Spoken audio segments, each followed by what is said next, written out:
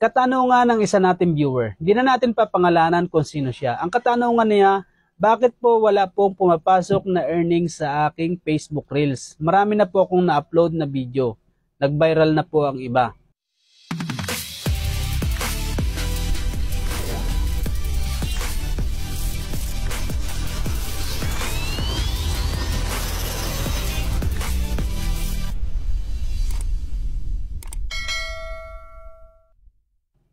Yan guys, yung mga katanungan talaga ng ating mga viewers at nagtataka sila kahit sila ay monetize na, ay hindi pa rin sila nagkakaroon ng earnings, hindi sila kumikita. Bakit? Kasi gumamit sila ng music. Yung music na mga viral, meron pong mga copyright yan. Hindi nyo po makikita na meron kayong copyright o violation. Wala pong epekto yan sa inyong page o profile or sa inyong account.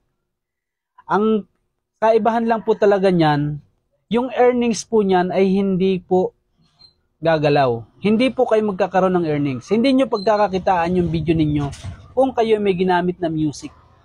Lalo na kung hindi po sarili ninyo. Ang pagkakalam ko, yung kita niyan ay papasok doon sa may-ari ng music. Oo, free lang po siya. Pero hindi po para sa inyo yung earnings. Pwede nyong gamitin para po sa inyong engagement. Malaki po na itutulong yan para sa engagement at para tumaas ang inyong followers. Kasi yung video ninyo, mas malawak po yung mararating dahil nga viral yung music. Marami ang pagpapalo sa inyo, marami ang makikipag-engage sa inyo dahil viral ang inyong video. Pero pag ang earnings ang inasahan ninyo, wala. Hindi nyo po yan makukuha. Dahil nga naobserbahan ko yan. Nung ako ay nag-upload nung una, yung mga viral audio na ginamit ko, oo, nag-million views. Tumaas ang views, pero wala ni singkong earnings akong nakuha. Nagtataka ako, nag-upload ulit ako ng panibagong video. Gumamit ako ng walang music. Pero nagulat ako, nagkakaroon sila ng earnings kahit pa 5-5, pa 10-10, ayan, $0.1, 0.2, nagkakaroon po siya. Nag-obserba ako ng ilang araw. Nalaman ko na lahat pala ng in-upload ko na may music o viral audio ay nag-copyright. Kasi nga hindi naman po siya nag-effect dun sa aking support inbox o yung dun tinitingnan ko kung mayroong violation. Wala po siya. Napansin ko lang kasi yan dahil page nga po yung ginagamit ko. Nung ako yung nag-check sa main o yung admin ng aking page, nakita ko doon may mga notification. Nagtaka ako bakit merong nakalagay dito na your video uploaded cannot be monetized. Madami. Halos lahat yung may music, viral audio, merong ganun lumalabas sa aking page. Sa aking profile o sa main. Nung i-click ko, sabi ko bakit ganun? Hindi, yung video ko na ina-upload sa page ay nagre-reflect doon sa aking admin. Nagno-notify siya na hindi po daw mamonetize.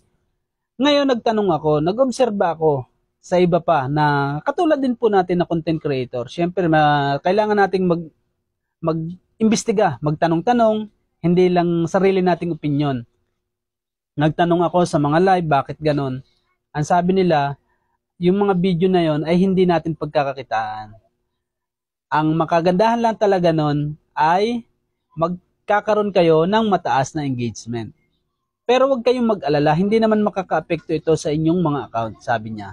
So yun, doon ko nalaman na kaya pala hindi tayo kumikita sa ating Facebook Reels dahil sa music na mga ginagamit natin. Kaya ang ginawa ko, gumawa ako ng sarili kong audio. Paano ko ginawa? Nag-edit ako ng music. Tapos binago ko yung mga tempo, yung mga effect, binago ko siya. So parang nag-remix ako. Nag-download lang po ako ng apps na pwede nyong ipang remix sa music. Tapos yon nag-obserba ko, in-upload ko siya. Hindi po siya nag-copyright o ano na siya, pwede nyo na magkakita. Nakita ko nagkaroon siya ng earnings. So sinubukan ko rin siya sa YT. Okay din po siya, hindi siya nag-copyright. So yun na yung ginamit ko. Lahat ng video ko, yun na ang ginamit ko. Yun ang ginawa kong pamamaraan para hindi na ako mag-alala na mayroong copyright. So bawat video ko, yun yung ginagamit ko. Sana may natutunan kayo sa video kong ito. At sana, lagi niyo po akong suportahan. I'm Teacher Dindo, Teacher on the Line. May mga tips pa po akong ibibigay sa inyo na iba't iba. So, comment down below lang po kayo kung may mga katanungan kayo at sasagutin po natin yan. That's it for today's video. God bless everyone.